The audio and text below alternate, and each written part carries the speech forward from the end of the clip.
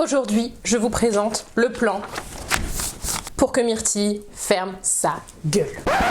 Oh là, oh là, oh là, oh là. Va peut-être falloir vous remettre un petit peu de contexte. Vous allez comprendre, pour ça, il faut remonter à quelques semaines plus tôt.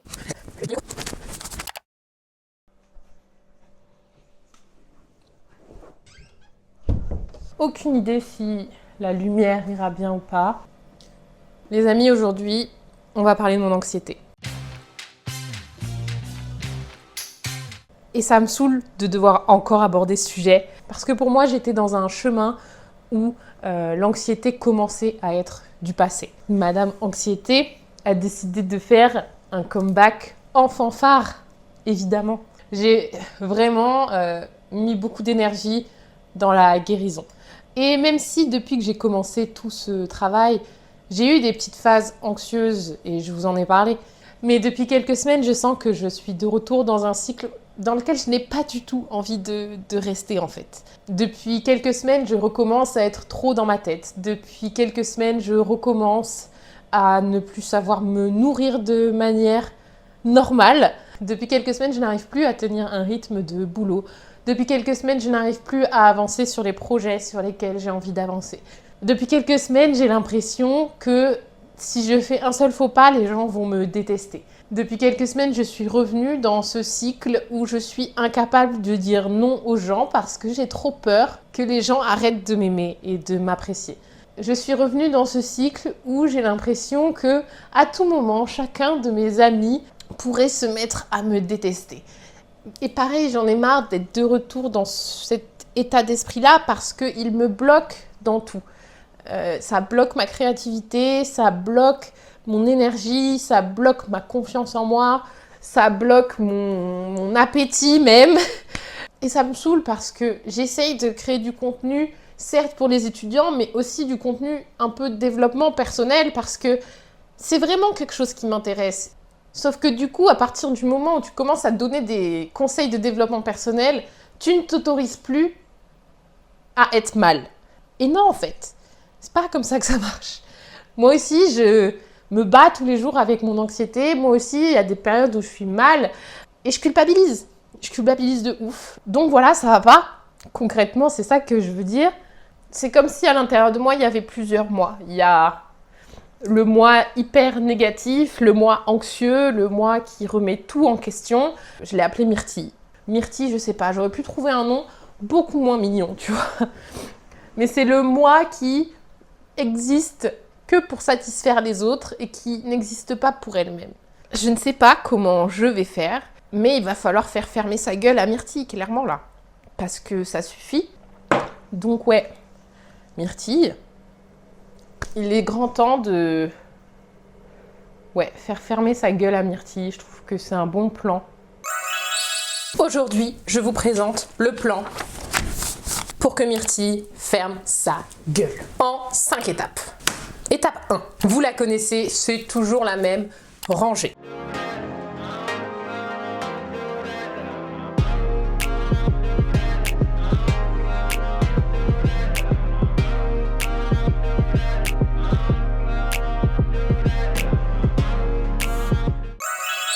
Il faut aussi que je range ma tête. Je suis du coup en salle d'attente virtuelle pour avoir mon rendez-vous psy. C'est un peu rassurant dans le sens où je suis chez moi, dans mon petit confort. Et je sais très bien que si j'avais dû y aller physiquement, j'y serais pas allée. Bonjour. Comment vous allez? Ça va bien et vous? Bien, merci. Oui.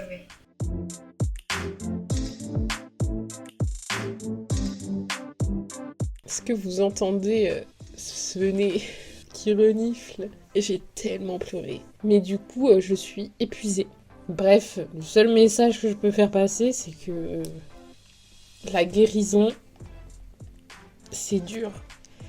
Et que c'est pour ça que je comprends qu'il y ait des gens qui se lancent pas dans ce chemin-là, parce que c'est dur. On passe maintenant à l'étape 2, faire face à mes triggers. En psychologie, un trigger, c'est un stimulus qui va réveiller un trauma qui est enfoui en toi. Ça peut être une odeur, un sentiment, une pensée, quelque chose qui va réveiller des traumas enfouis. Alors bien évidemment aujourd'hui on va parler de petits triggers gérables, pas des choses plus profondes, parce que ça c'est des choses évidemment que je vois avec ma psy et que vous devriez voir avec un spécialiste et pas avec moi, la petite youtubeuse là qui parle de son anxiété. Ici mes triggers ça va être plus des choses qui, quand je suis en montée d'anxiété, vont un petit peu empirer la situation. La nourriture ça reste un gros sujet quand j'ai des montées d'anxiété comme ça, parce que j'ai une part de moi qui a envie de cuisiner et de manger sain parce que c'est meilleur pour ma santé. Mais quand je suis anxieuse, je me sens incapable de cuisiner. C'est quelque chose de très compliqué. Parce que la dernière fois que j'ai cuisiné, clairement, ça ressemblait à ça. Donc, j'ai du mal à parler. C'est très compliqué là. Comme en période d'anxiété, je suis incapable de savoir ce qui me ferait envie comme nourriture, dans mon plan alimentaire, j'ai décidé que j'allais rester sur des choses simples, des valeurs sûres, des choses que je suis sûre d'aimer.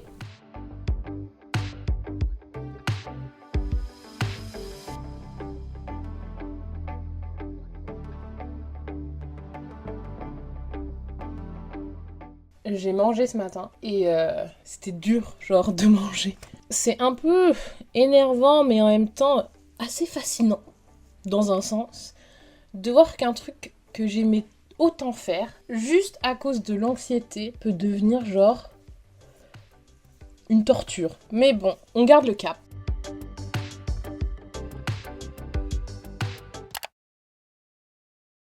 Pourquoi je vous parle de mes cheveux dans une vidéo sur l'anxiété? Mes cheveux sont compliqués, j'ai les cheveux crépus, c'est pas quelque chose de facile au quotidien, c'est pas quelque chose aussi qui est forcément toujours bien vu dans la société, enfin bref.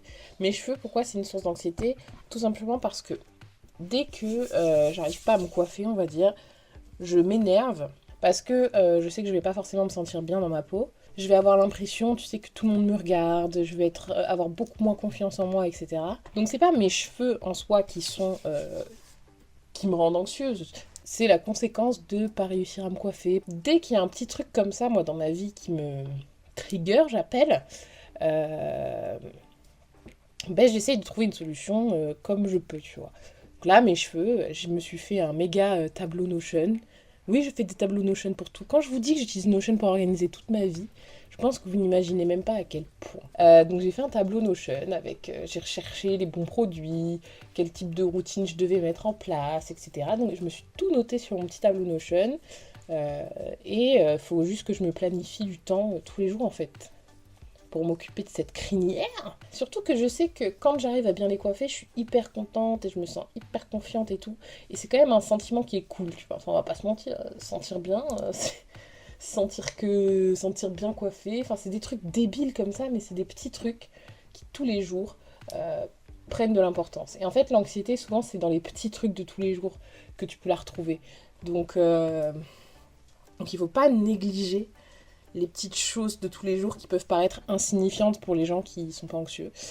Et là, du coup, même si là, je trouve des solutions, disons, pour atténuer l'anxiété, je sais que, bien sûr, les sources sont plus profondes et c'est pas juste le fait de me coiffer le matin qui va arrêter de me faire être anxieuse.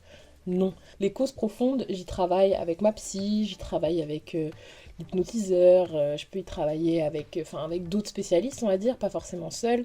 Le truc, c'est que je dois vivre tous les jours. Donc il faut que j'ai des solutions de tous les jours juste pour fonctionner, le temps que se soit résolu petit à petit, quoi. Alors je trouve qu'on est pas mal. Juste au boulot, c'est vrai que c'est chiant d'avoir les cheveux détachés, je vais pas vous mentir. M'habiller pour aller au travail. J'ai beaucoup de vêtements, mais pour vous donner une idée de mon style du quotidien, on est plus sur... Je vous montre mon pantalon favori. Genre, petit carreau, tu vois. Hop, regardez-moi ce motif. Et c'est une robe genre complètement dos nu. Cette chemise également, ma chemise. Bref, j'ai pas un style, comment dire, très corporate. Le problème, c'est que je travaille dans un ministère. Je vais essayer de préparer aujourd'hui genre 4-5 tenues que je peux mettre au boulot, je sais. En termes de pantalon un peu simple, hop là, marron taille haute, c'est pas mal. On s'en sert pour une des tenues. Celui-là, carreau, mais plus tranquille, évasé, top. Un jean bleu, facile, classique aussi. Très simple. Et j'ai le même en beige. Quelque part. Hop. Là, j'ai acheté ce gilet blanc il n'y a pas longtemps et je le mets tout le temps parce que c'est le seul gilet simple que j'ai dans ma vie. Non mais vous voyez les trucs que je mets au quotidien, genre des sweats avec des énormes culs. Enfin, forcément, je peux pas mettre ça au boulot. Très confortable, cela dit. J'ai pas de choses simples dans ma vie. Mais en fait, le problème, c'est que j'ai rien qui va avec genre l'hiver. Ça, c'était à la mode il y a pas longtemps. Ok, on est pas mal là. Simple. Bon, si j'avais un truc manche longue dessous, ce serait mieux, mais je n'ai pas ça dans mon dressing. Épuisant de faire des vidéos où tu filmes tes vêtements. Ok, hop. Pas mal. Ce pantalon vert, ce truc. Ok. En termes de chaussures, je pense que je mettrai celle-ci. Avec. Heureusement que le pantalon, il est vert, sinon cette tenue serait tellement ennuyante. La base de la tenue suivante. Grande chemise blanche qui est très très grande. On essaye de foutre ça comme on peut dans le jean. Ce petit truc. Donc, attendez, il faut que... Je ferme bien les boutons du coup. Faut que je mette la chemise correctement dessous parce que là on dirait vraiment que j'ai un bébé. En termes de chaussures, je repartirai sûrement sur celle-ci. C'est la moins simple de toutes, je pense, quand même. Donc, plus à l'aise avec ça. Ça peut aller pas mal avec la veste du début. Je me suis déjà habillée comme ça, je crois. C'est pas mal. Avec les chaussures noires du début, par exemple. J'ai plus de batterie, donc je vous reprends ici.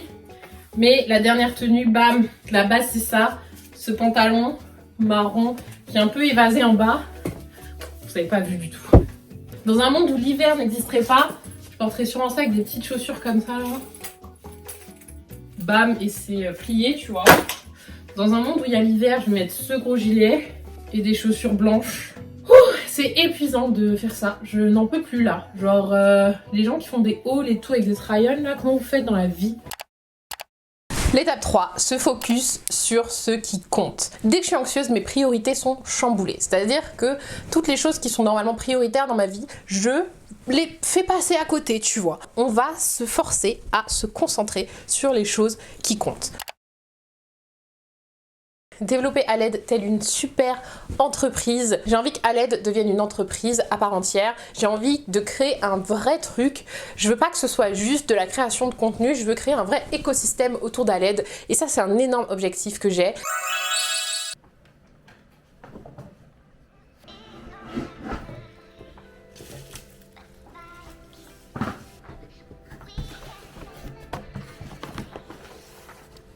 Je dois finir de faire des colis pour les gagnants du concours que j'avais fait sur Instagram, enfin de 2 concours que j'ai fait sur Instagram. Déjà j'ai mis du temps à recevoir les derniers éléments dont j'avais besoin pour compléter le colis, mais en plus après, je vais pas vous mentir, j'ai un peu procrastiné là-dessus. Donc on va faire ça, faire enfin les trucs que je laisse de côté depuis trop longtemps.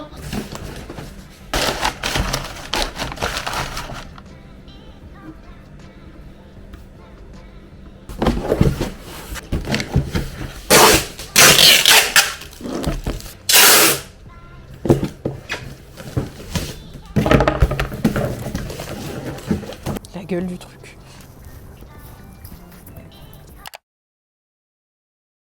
Dès que je suis anxieuse, j'ai tendance à m'isoler, à me couper de mes amis et ça amplifie tout simplement l'anxiété parce que je me sens seule, etc. Donc là, l'objectif justement, c'est de ne pas faire ça.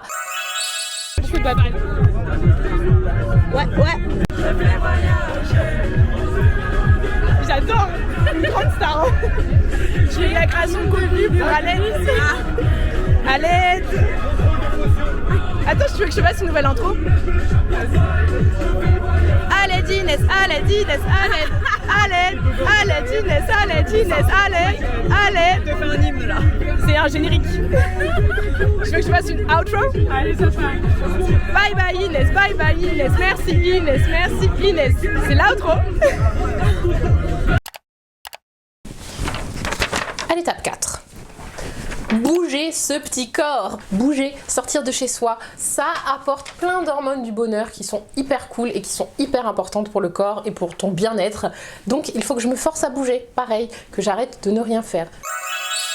Aujourd'hui on va faire du skate. Comment on s'habille pour aller faire du skate même? Sûrement pas comme ça. En vrai j'ai un peu peur de tomber surtout et genre de déchirer mon pantalon. Genre j'ai pleuré toute la matinée. Une partie du début de l'après-midi. Et on dirait pas comme ça, mais Pleurer, c'est fatigant. On met les vis, tu vois. Et tu essaies de mettre le plus droit possible. Oh, ça glisse. Ok. Après, ton deuxième pied, tu le mettras comme ça. Soit vous freinez comme ça.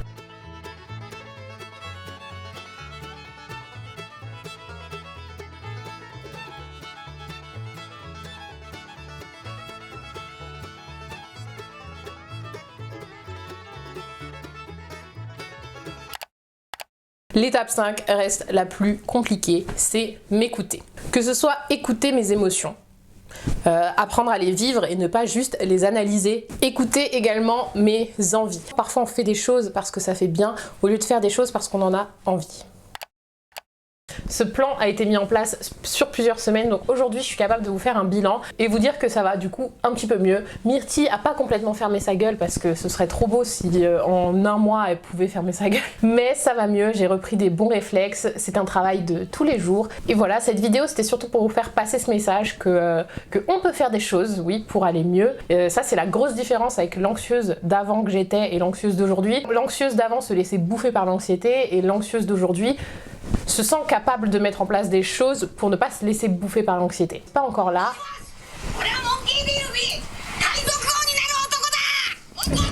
Tu peux checker les pizzas. Peut-être que vous n'en êtes pas encore là et peut-être que vous avez l'impression que vous vous laissez encore bouffer par l'anxiété. C'est pas grave. Et rappelons-nous surtout que la guérison n'est pas linéaire et que vous en êtes capable quand vous serez prêt. C'est tout. J'espère que cette vidéo et ce format vous aura plu. N'hésitez pas à me le dire dans les commentaires, mettez des likes, ça m'aiderait beaucoup pour le référencement, surtout que ça fait un mois que j'ai pas fait de vidéo, donc à mon avis je vais être très mal référencée. Et merci d'avoir regardé cette vidéo jusque là. Je vous fais d'énormes bisous et je vais aller manger une petite pizza en regardant One Piece. On se retrouve la semaine prochaine pour une nouvelle vidéo et d'ici là, portez-vous bien. Ciao. Myrtille, ferme bien ta gueule. Bye bye Inès, merci Inès, merci Inès. C'est l'outro.